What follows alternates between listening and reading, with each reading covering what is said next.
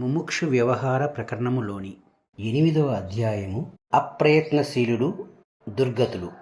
వశిష్ఠ మహర్షి ఈ విధంగా కొనసాగిస్తున్నారు. ఓ రామచంద్ర, దైవము అని జనులు దేనిని దృష్టిలో పెట్టుకుని సంబోధిస్తున్నారో ఎంత తరచి చూచినా నాకు అర్థమవుటలేదు. దైవము లేక అదృష్టము అన్నది ఎక్కడ ఉన్నది?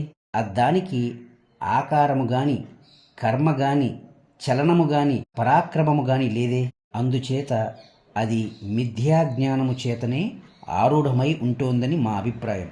లేదా ఇతఃపూర్వ కర్మలు లేక ప్రయత్నములు ఫలోదకమగుచున్నప్పుడు, అనగా ఆ కర్మలు ప్రయోజనత్వం పొందుచున్నప్పుడు సుదూర దృష్టితో కూడిన సూక్ష్మబుద్ధి లేని జనులచే ఇవి దైవము యొక్క చేతలే కదా అను మాటలచే కల్పించబడినదని చెప్పక తప్పదు. People who cannot see a little far pacify themselves by attributing the incidents to the unknown, which is called దైవం. భ్రాంతిచే త్రాడునందు పామును ఆరోపించినట్లు వారు దైవము అను కల్పిత వ్యవహారమునందు సుదృఢులై ఉంటున్నారు. అయితే ప్రాక్తన కర్మలచే జీవుడు సర్వదా ప్రభావితమగుచు అస్వతంత్రుడుగా ఉండవలసిందేనా? లేదు. నీకు ఒక దృష్టాంతం చెప్తాను, విను. ఒకడు కొంత చెడ్డగా కొంతకాలం వ్యవహరించడం జరిగిందనుకో. అప్పుడు అతడు ప్రాయశ్చిత్త రూపములైన, అనగా అనునయ వాక్యాలు, క్షమించమని వేడుకొనుట, అధికమైన సేవా సహకారాలు అందించుట మొదలైన శుభకర్మలచే తాను బాధించియున్న వారి యొక్క సానుకూల్యము చూరగొనవచ్చును కదా. అశుభత్వం నుండి తన యొక్క శుభత్వముచే దోషపరిహారం చేయబడుతోంది. అట్లే ప్రాక్తన కర్మలు, అనగా పాస్ట్ డీడ్స్ చే ప్రాప్తించియున్న దుష్ట సంస్కారములను, వాసనలను లేక దోషబుద్ధిని ఇప్పటి ప్రయత్నములచే శుభప్రదం తప్పక చేయవచ్చు. వర్తమాన ఆద్యతన సత్కర్మలు ఇతఃపూర్వపు దోషములను ప్రక్షాళనం చేయగలవు. కాబట్టి రామా, నీవు సర్వదా సత్కార్యములు చేయుటకే యత్నించెదవుగాక.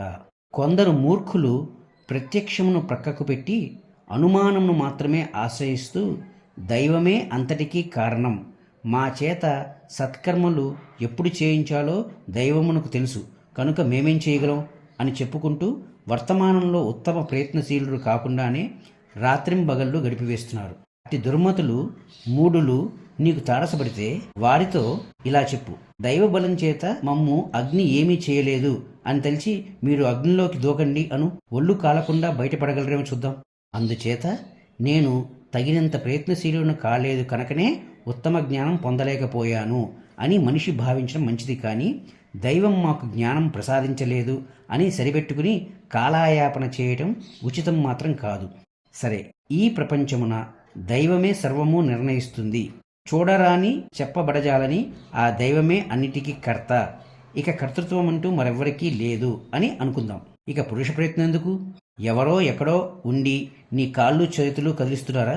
పురుష ప్రయత్నం లేదు, దైవమే ఉన్నాడు అని అనుకోదలుచుకుంటే ఇక మానవునకు యంత్రచలితమైన ఆటబొమ్మకు తేడా ఏమి ఉంటుంది?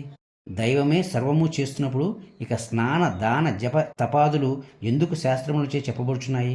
దైవ నిర్ణయమే అంతా అయినప్పుడు శాస్త్రోపదేశం మాత్రం దేనికి? లోకంలో శివుని ఆజ్ఞ లేనిదే చీమైనా కుట్టదు అను నానుడి ప్రచారంలో ఉన్నది.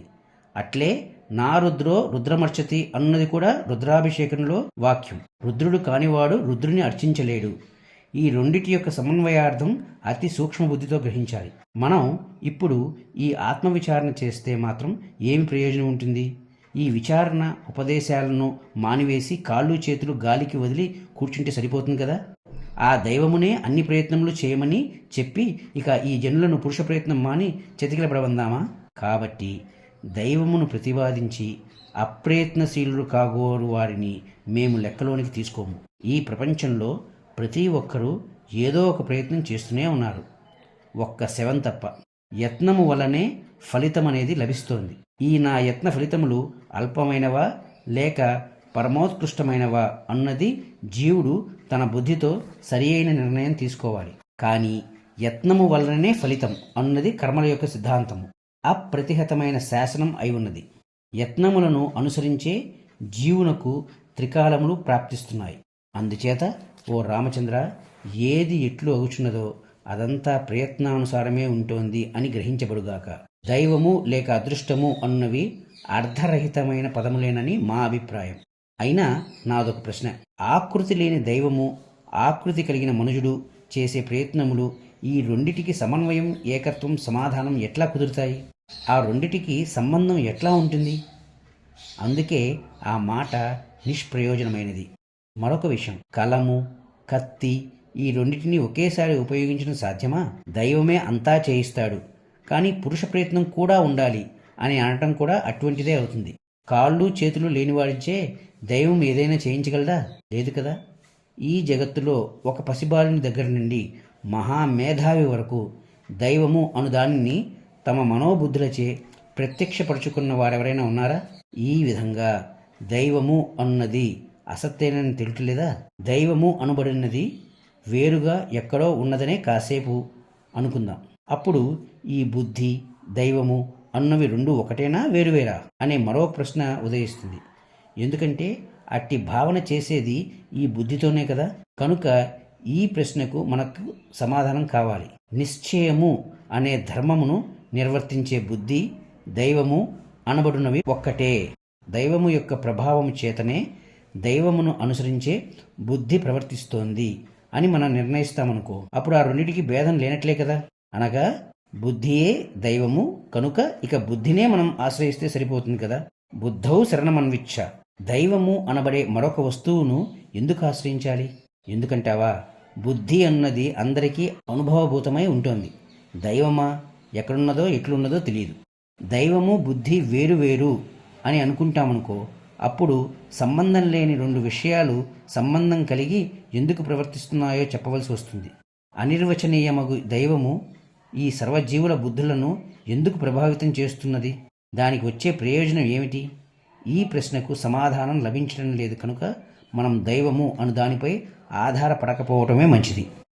అట్లుగాక సమాన బుద్ధి బలములు కలిగిన ఇద్దరు వ్యక్తులు ఒక ఫలము లేక ప్రయోజనం కొరకు ప్రయత్నించినప్పుడు ఒకడు ఒక రకంగా, మరొకడు మరొక విధంగా ప్రయోజనం పొందుచున్నారు. ఇది దైవము యొక్క పాత్రే కదా అని ఎవరైనా అంటారేమో. దీనికి కారణం తెలియని దైవము అని ఎందుకంటాం? వారి వారి ప్రయత్నముల తీవ్రతను అనుసరించి అది అట్లున్నదని ఎందుకు అనుకోరాదు? మా బుద్ధిలో ఇది ఇట్లు చేయాలనే భావం ప్రతిఫలించింది.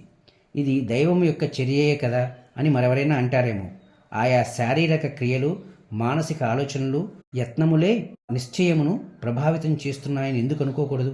బుద్ధిచే ఇది చేయాలి అనే నిర్ణయం చేయబడుతోంది. అట్లు చేయబడిన యత్నములు మరల బుద్ధిని ప్రభావితం చేస్తున్నాయి. బుద్ధి కర్మానుసారిణి కనుక దైవము అనుదాని పాత్రను ఆశ్రయించే బదులు మనం పురుషకారంనే ఆశ్రయించవచ్చు కదా.